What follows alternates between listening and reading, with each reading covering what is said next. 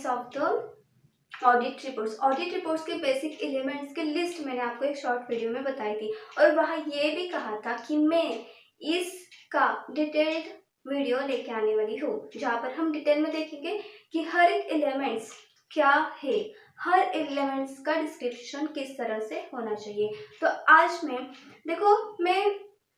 उसके अंदर हमने कितने ऑलमोस्ट 11 to 12 बेसिक एलिमेंट्स देखे थे। फिर 11 to 12 हमने बेसिक एलिमेंट्स देखे हुए थे।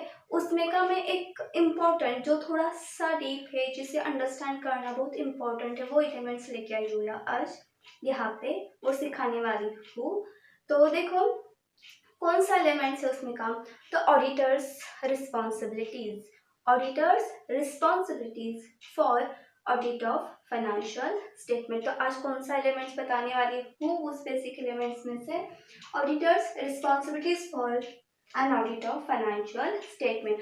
ऑडिटर की रिस्पॉन्सिबिलिटीज क्या है, किसके रिगार्डिंग, फाइनेंशियल स्टेटमेंट्स के ऑडिट्स के रिगार्डिंग, वो यानी ऑडिट रिपोर्ट्स में इसके बारे में क्या क्या इंफॉर्मेशन देनी चाहिए, ऑडिटर्स को क्या क्या इंफॉर्मेशन इंक्लूड करनी चाहिए। तो देखो मैं पहले इस पूरे, ये थोड़ा सा बड़ा है, ओके, लेंथी है थोड़ा ये। तो देखो इसके अंदर मैंने 3 पार्ट्स में डिवाइड किया है। इवन ये डिवाइडेड है, पहले से डिवाइडेड है, कौन कौन सा है, लेकिन मैं ना आपको एक डिफरेंसेस के बेसिस पे सिखाऊंगी। ओके, डिफरेंस, इसमें क्या डिफरेंस है, इसमें क्या है, इसके अंदर क्या डिफरेंस है, उस हिसाब से। तो देखो 3 पार्ट्स है, first one, second one and third one. First part क्या है, तो फर्स्ट सेक्शन जो ऑडिटर्स रिपोर्ट्स के अंदर जो सेक्शन होगा किसके रिगार्डिंग, ऑडिटर्स के रिस्पॉन्सिबिलिटीज के रिगार्डिंग। तो उसके अंदर फर्स्ट उसने क्या डिस्क्राइब करना चाहिए, उसके अंदर 3 पॉइंट्स है।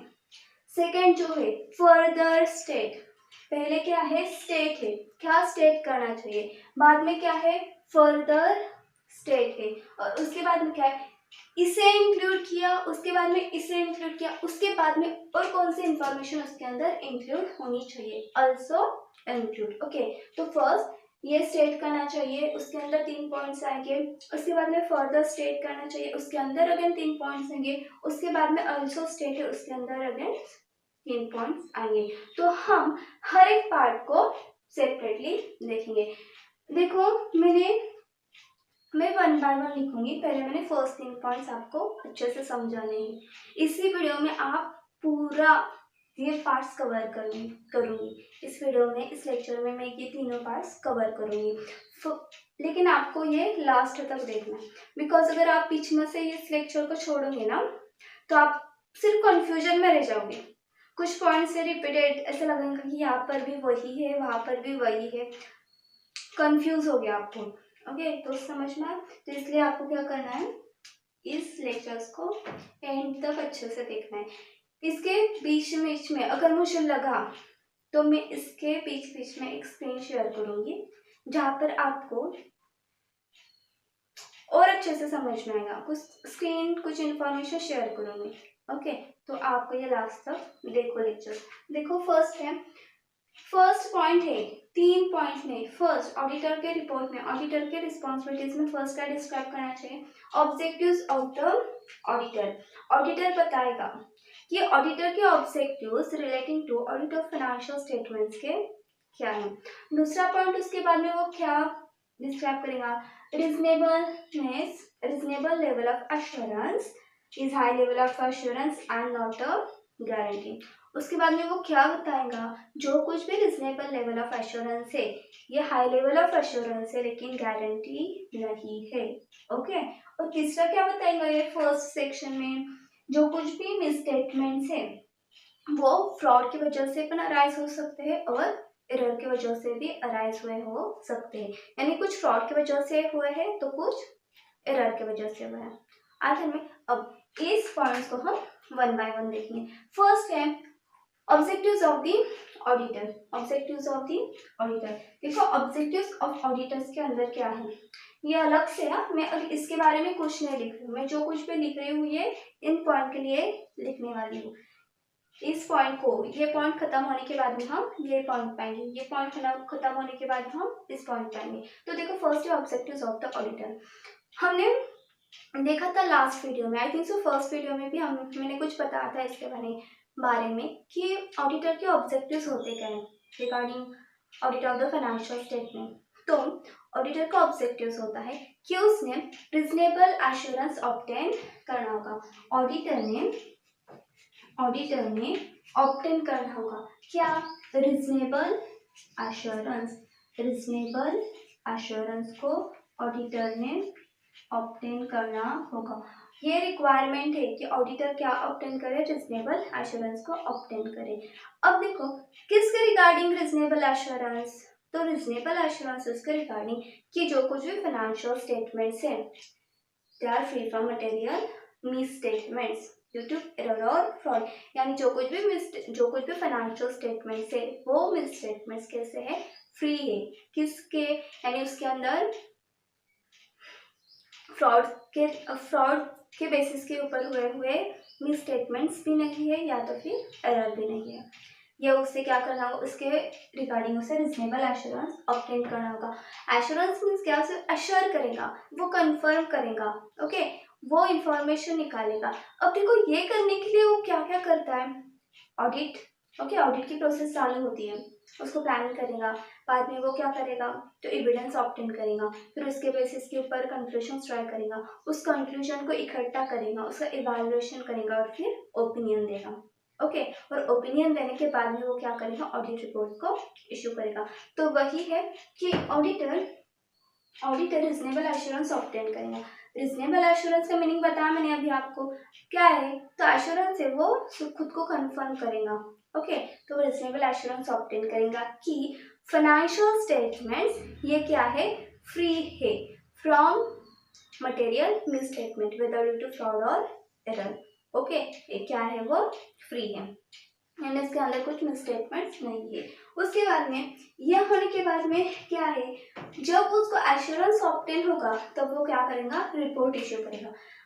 अरे रिपोर्ट इश्यू करना है इसीलिए तो इतनी सब कुछ प्रोसेस की है ना, ओके, रिपोर्ट इश्यू करना है इसके लिए तो इतनी सारी प्रोसेस की, यानी इतनी झकझक क्यों करना, पहले ऑडिट प्रोसीजर प्लान किया, फिर इंफॉर्मेशन भी कंपनी की, फिर ऑडिट एविडेंस ऑब्टेन किए, फिर कंक्लूजन ड्रॉ किया, फिर उसको इवैल्यूएशन किया और फिर उसके बाद में ओपिनियन और फिर रिपोर्ट, इतना बड़ी प्रोसेस करने के लिए कुछ तो होगा ना, क्यों, तो सब कुछ किसके लिए चल रहा है, ये ऑडिट रिपोर्ट के लिए, ओके, ऑडिट रिपोर्ट, ऑडिटर्स का रिपोर्ट को इशू करने के लिए वो इतना सब कुछ कर रहा है। तो देखो ये हुआ ऑडिट रिपोर्ट इशू करना का ऑब्जेक्टिव्स क्या है ऑडिटर्स के, रिजनेबल एश्योरेंस को ऑब्टेन करना and to issue auditors audit report को क्या करना है, इश्यू करना है। उसके बाद में वो क्या बताएगा उसी सेक्शन के अंदर, अब रिजनेबल एश्योरेंस उसने ऑब्टेन किया, अब बताएगा क्या कि जो मैंने रिजनेबल एश्योरेंस ऑब्टेन किया है, ये जो कुछ भी रिजनेबल एश्योरेंस है, ये रिजनेबल एश्योरेंस क्या है, गारंटी नहीं है, ये रिजनेबल एश्योरेंस गारंटी नहीं है, हाई लेवल का एश्योरेंस है, उसने बहुत अच्छे से एश्योर किया है कि फाइनेंशियल स्टेटमेंट फ्री है, लेकिन वो 100% पूरी तरह से गारंटी नहीं दे सकता। हमारा होता है ना, हम एक किसी दुकान में जाते हैं, ओके, शॉप में जाते हैं, कुछ खरीदते हैं, ओके, और वहाँ पर फॉर एग्जाम्पल हमने फ्रिज खरीद लिया, ओके, फ्रिज खरीदा हमने, और फ्रिज लेने के बाद में हम उससे पूछते हैं कि यार ये फ्रिज की गारंटी कितनी है, आप गारंटी वगैरह है ना, गारंटी वारंटी कुछ है ना, तो डिफरेंस है ना गारंटी और वारंटी में, ओके, गारंटी में हाँ, अगर क्या बोलते हैं, हाँ 1 साल की गारंटी, फॉर एग्जाम्पल 1 साल की गारंटी, अगर 1 साल के अंदर ये फ्रिज में किसी भी तरह की इनकन्वीनियंस आती है, फ्रिज खराब होता है, ओके, कुछ भी टेक्निकल इश्यूज आते हैं उसके अंदर, कुछ भी इशू होता है उसके अंदर, कुछ भी, ओके, कुछ मशीन खराब हुई, कुछ हुआ, क्या हुआ, ओके, तो क्या होगा, वो गारंटी देने की वजह से वो फ्रिज, वो शॉप वाला क्या करेगा, हमें दूसरा देगा, वो रखेगा और दूसरा देगा, अगर वो खराब होता है तो। वारंटी में क्या है, फॉर एग्जाम्पल ऊपर का जो फ्रीजर होता है वो वर्क नहीं कर रहा, तो वो सिर्फ क्या करेगा, उसका रिपेयरिंग करेगा, वो देगा, वो पूरा फ्रीज देगा कि हमें नहीं। लेकिन गारंटी में क्या होता है, 100% मैं श्योरिटी देता हूँ कि अगर ख़राब होता है ना 1 साल के अंदर, तो आप रिटर्न करने के लिए दो, ओके, मैं आपको दूसरा दूंगा, ओके। वही है, तो यहाँ पर वही क्या है, रिजनेबल एश्योरेंस। रिजनेबल एश्योरेंस क्या है कि हाई लेवल ऑफ एश्योरेंस है, हाई लेवल है, हाई लेवल है, हाँ फ्री है, फ्री है, लेकिन मैं 100% भी नहीं, कुछ रह सकता है आगे जाके, कुछ मालूम पड़ सकता है, तो क्या है, high level of assurance but not a guarantee, वो गारंटी नहीं दे सकता, ओके। और मिस स्टेटमेंट होते किस वजह से, एक तो है फ्रॉड और एक तो है एरर। अब देखो, मुझे अब अगर फ्रॉड की वजह से होता है, तो फ्रॉड ये इंटेंशनल होता है, इतना बड़ा फ्रॉड किया, ओके। एरर तो गलती से हो चुका, लेकिन फ्रॉड फ्रॉड तो है ना, फ्रॉड गलती से होते क्या नहीं, इंटेंशनल होता है, तो वो उसके लिए कितना वो उसे हाइड करने के लिए कितने सारे मैनेजमेंट होगा या कोई और होगा, जो कुछ भी एक्सटर्नल पार्टीज इन्वॉल्व है इसके अंदर, कितना क्या क्या करेंगे कि वो दिखे ही ना। तो जिस केस के अंदर ऑडिट अनेबल है, उस केस के अंदर यानी उसके ऊपर कुछ नहीं, ही इज सेफ ना, ही इज सेफ, उसने बताया है कि मैंने रिजनेबल एश्योरेंस ऑब्टेन किया, लेकिन वो 100% गारंटी नहीं देता। अब ये होने के बाद में गॉट इट गाइस, ये समझना है आपको, ओके। नेक्स्ट पॉइंट है रिजनेबल लेवल ऑफ एश्योरेंस। मैंने अभी ये बताया, रिजनेबल लेवल ऑफ एश्योरेंस क्या है, high level of assurance but not guarantee, ये मैंने एक लास्ट वीडियो में भी आपको बताया था, ओके। रिजनेबल एश्योरेंस आज मैंने और डिटेल के साथ में बताया आपको, ओके। थर्ड पॉइंट है that miss statements can arise from fraud and error. अगर फाइनेंशियल स्टेटमेंट्स में कुछ मिस स्टेटमेंट्स है, तो वो किसकी वजह से हो सकते हैं, फ्रॉड की वजह से भी अराइज हो सकते हैं और एरर की वजह से भी अराइज हो सकते हैं। कभी कभी फ्रॉड भी होगा, कभी कभी एरर भी होगा। अब इस पॉइंट के अंदर वो क्या डिस्क्राइब करेगा, इस पॉइंट के अंदर ऑडिट क्या बताएगा, कि वो बताएगा, ये भी कंसेप्ट मैंने ऑलरेडी आपको बता दी है, फिर भी रिपीट कर रही हूँ। देखो ऑडिट में बहुत सारे कंसेप्ट रिपीट ही होते हैं, बिकॉज ऑडिट में सब कुछ यही चलेगा, ओके। देखो फ्रॉड एंड एरर वो बताएगा अगर फाइनेंशियल स्टेटमेंट्स में कोई भी मिसस्टेटमेंट है, अगर फाइनेंशियल स्टेटमेंट में कुछ मिसस्टेटमेंट्स है, ओके, वो मटेरियल हो सकते, मिसस्टेटमेंट है, ओके, समझ में आना, स्टेटमेंट है, अगर मिसस्टेटमेंट है तो उसे हमें देखना चाहिए ना कि वो मटेरियल है क्या, वो मटेरियल है या नहीं, मटेरियल है या नहीं। मैंने मटेरियल की कंसेप्ट भी आपको पढ़ाई है, मटेरियल परवेसिव क्या होता है पता ही है, फिर भी मटेरियल है या नहीं, ओके।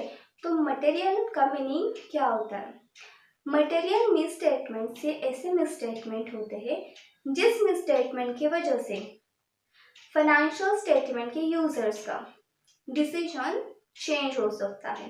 मैंने आपको बैंक का एग्जाम्पल दिया था, क्या बताया था मैंने, एक बैंक का एग्जाम्पल दिया था, कंपनी है, कंपनी को अभी बैंक के पास जाना है लोन के लिए, ओके। बैंक तो सिर्फ मुंह देख के तो देंगे नहीं लोन की, नहीं आप बहुत अच्छे से दिख रहे हो, लो आप बहुत सुंदर हो, आप बहुत अच्छे हो कि मैंने आपको लोन ग्रांट किया, देखेगा नहीं, वो क्या देखें, हमें तेरे मुखड़े से क्या लेना देना, हमें तो एक्चुअल देखना क्या है, तेरी कंपनी कैसी है, कंपनी का तेरी क्रेडिट कैसा है, मीन्स तेरे कुछ क्रेडिट पॉइंट्स होंगे, कुछ हो गए, वो कैसे है, क्या तू लोन हमें फिर से देगा क्या, सारी अमाउंट टाइम पे रिटर्न करेगा क्या, इंस्टॉलमेंट अच्छे से पे करेगा, उसके लिए वो क्या देखेंगे, पूरी हिस्ट्री देखेंगे, फाइनेंशियल स्टेटमेंट देखेंगे उस साल की क्या है। तो उसके अंदर अगर फाइनेंशियल स्टेटमेंट्स में मिसस्टेटमेंट्स है, फाइनेंशियल स्टेटमेंट में मिसस्टेटमेंट्स है, 1 है 2 है 4 है 5 है कितने भी हो, ओके, अगर है, क्या वो इंडिविजुअली, क्या वो स्पेसिफिकली या तो फिर कंबाइंड में कंसिडर करो कि 5 मिसस्टेटमेंट्स हैं। अब उस 5 मिसस्टेटमेंट्स के अंदर, ओके, कंसिडर करो 1 2 3 4 और 5 मिसस्टेटमेंट्स है, ये सब कुछ हमारे क्या है, मिसस्टेटमेंट। अगर ये मिसस्टेटमेंट्स में कोई भी individually, for example misstatement number 1, क्या ये बैंक के डिसीजन को चेंज करेगा, बैंक के डिसीजन को चेंज करेगा लोन देने के रिगार्डिंग, करेगा क्या, वो देखना है। अगर ये इंडिविजुअली बैंक के डिसीजन को चेंज करता है, यानी बैंक अब फाइनेंशियल स्टेटमेंट को, उसके अंदर के इस स्टेटमेंट को देखने की वजह से बोलती है कि हम आपके कंपनी को अब लोन ही नहीं देंगे, यानी क्या हुआ, उसका डिसीजन चेंज हुआ। हाँ मैं पहले तो कहा हाँ नहीं मैं अब दूंगा, लेकिन अब क्या हुआ, स्टेटमेंट्स आए, उसकी वजह से उसने क्या किया, लोन देने के लिए कैंसिल। तो क्या उसका क्या हुआ, डिसीजन चेंज हुआ।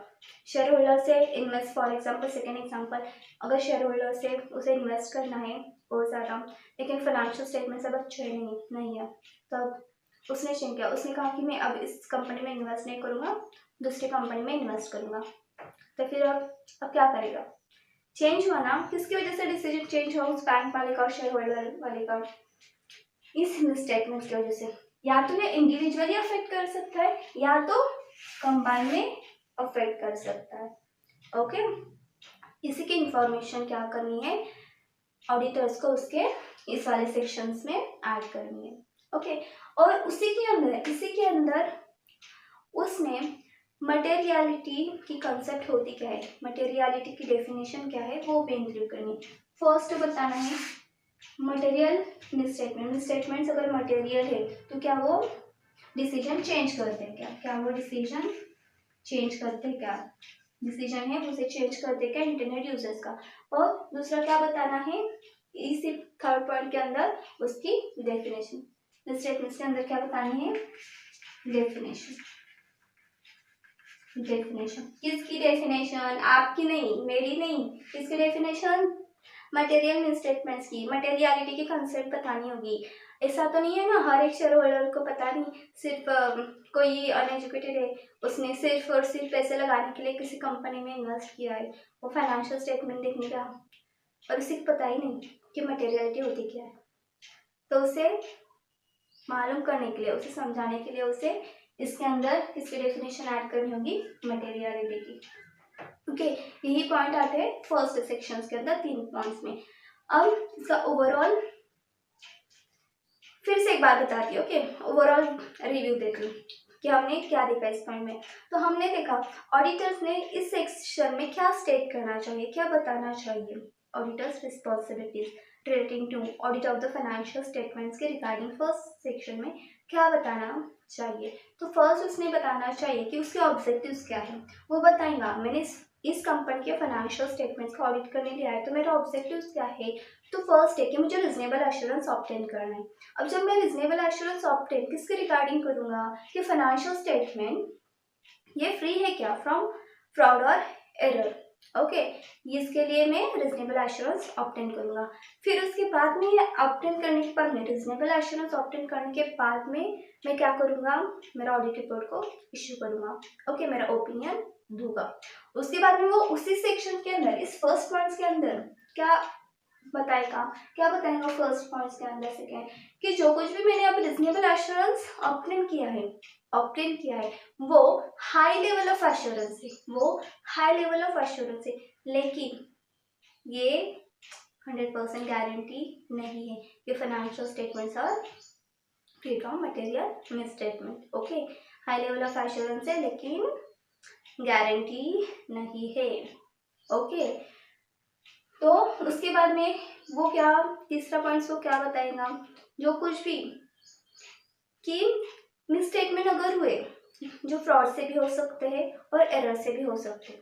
ओके, अगर मिसस्टेटमेंट से फ्रॉड से भी हो सकते हैं, एरर से भी हो सकते हैं, तो ये मिसस्टेटमेंट्स क्या इंडिविजुअली, सिर्फ इंडिविजुअली या तो फिर इन एग्रीगेट क्या यूजर्स ऑफ फाइनेंशियल स्टेटमेंट के डिसीजन को चेंज कर सकते हैं क्या, ये बताएगा। उसी के साथ में उस इस सेक्शन में क्या ऐड करेगा कि जो कुछ भी क्या सेक्शन में ऐड करेगा वो इसके अंदर कि जो कुछ भी मटेरियलिटी की डेफिनेशन है, वो मटेरियलिटी क्या होती है, अगर वो इंटरनेट यूजर्स का डिसीजन चेंज करती है, वो सिग्निफिकेंट है, इम्पोर्टेंट है। ओके, अगर वो गलती से भी इग्नोर हम नहीं कर सकते। ओके, गलती से भी उसे इग्नोर करने की मिस्टेक हम नहीं कर सकते। ओके, तो यही सब कुछ फर्स्ट सेक्शन में आएगा। आई होप कि आपको फर्स्ट सेक्शन बहुत अच्छे से समझ में आया होगा। ओके, थैंक यू इसके लिए।